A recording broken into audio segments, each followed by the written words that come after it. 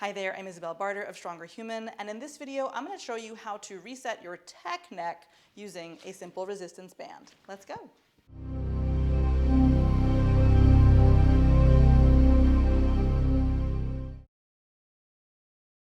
For this exercise, you could be seated or standing, whatever it feels more comfortable and safe for you. Sometimes when we start to work in the neck, it can create a little bit of a threatening experience, especially if you have had a lot of tightness or prior injury. So please take this slowly, and if a resistance band isn't appropriate for you right now, you might just visualize what I'm doing with the band instead of actually using a band behind your head. Before we begin, take a moment to assess your neck ranges of motion. This way you can actually keep track of what is helping and what doesn't help right now. So things that you can try: looking over one shoulder and noticing how far in your room can you see, and then looking over the other shoulder. How far in the room do you see that way? And feel free to test it more than once just to kind of get a sense of how your neck is moving. The other thing you can test is tilting one ear towards your shoulder and then tilting the ear the other way. And this might be helpful to look in a mirror to see how far you actually are going if you don't really have a good sense. You can also just tune in with the sensation of tension, giving it on a scale of 1 to 10. And then the last thing you can check in is how are you with nodding your chin to your chest and looking up to the ceiling. So those are a few things that you might want to test and retest after each exercise to see how you're doing. So how we're going to do this exercise is taking any kind of resistance band you have. The key is to make sure it's not too heavy. If it's too heavy, we bypass the muscles we're trying to go after, which are the spinal extensors at the back of the neck, and we start to use other things that compensate, that don't really allow us to get into what we're looking for.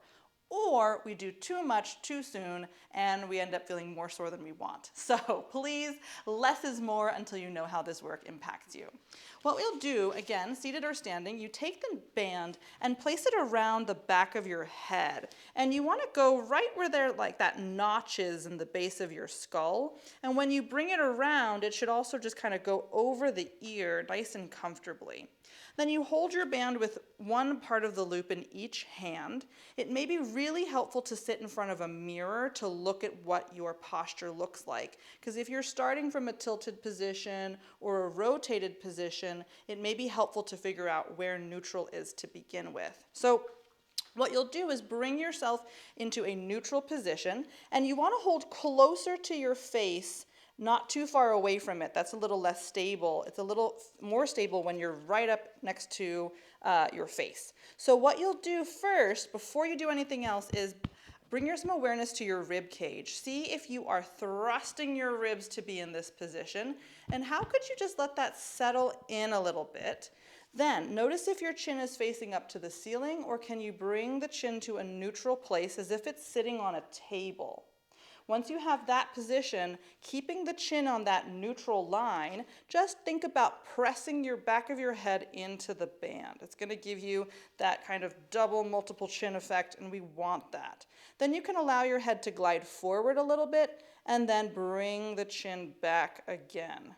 And that can be it. Forward and back, and one more time, forward and back. Good. So you can keep it to a few reps only. You don't need to be doing 15 reps of this to start with. 3 to 5 of those is a great place to begin, and building up over time.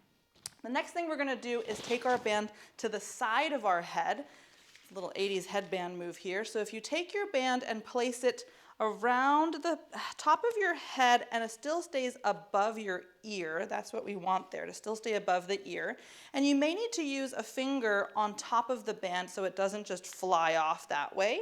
And you're going to kind of go across the eyebrows. You look really cool. So what we're doing here is holding the tail end and bringing your elbow into a place that's comfortable. Your elbow could be a little bit more in front of you or out to the side. You just want to start with what's comfortable for you.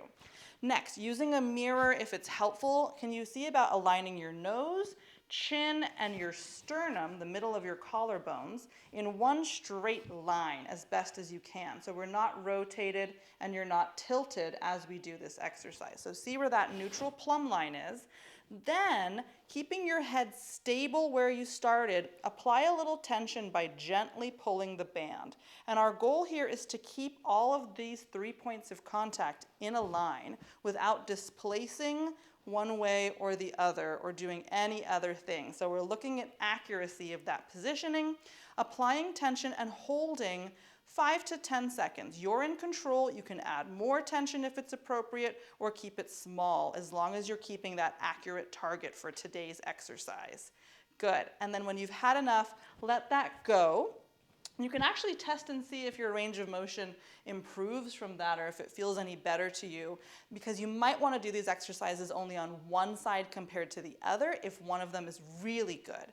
Okay, let's go to the other side. So we're placing the band over the head and it's above your ear and something comfortable for your eyebrows and eyes. Make sure you're comfy. Gathering your band into your hand here and then placing the elbow where is comfortable. Nose, chin, and sternum, that sternal notch right there, the space between your collarbones, tries to line up as best you can. Again, you can use a mirror to make sure. Relax your shoulders. Keep your head still as you apply a small amount of tension. Also double check that your head didn't tilt up or down as you did that. So again, that's where the mirror can be really helpful. Okay, we're holding that tension 5 to 10 seconds.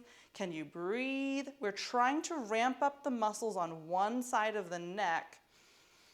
Good. And when you've had enough, just let that go and relax. Again, you can test it out. You might have a really cool mark on the front of your head for a little bit, and that will go away eventually. If you found that video useful, make sure to like and subscribe so that you can get alerts on the latest content that I have coming out. If you know someone who'd benefit from this content, feel free to use that share button and send this video their way. I'll see you next time.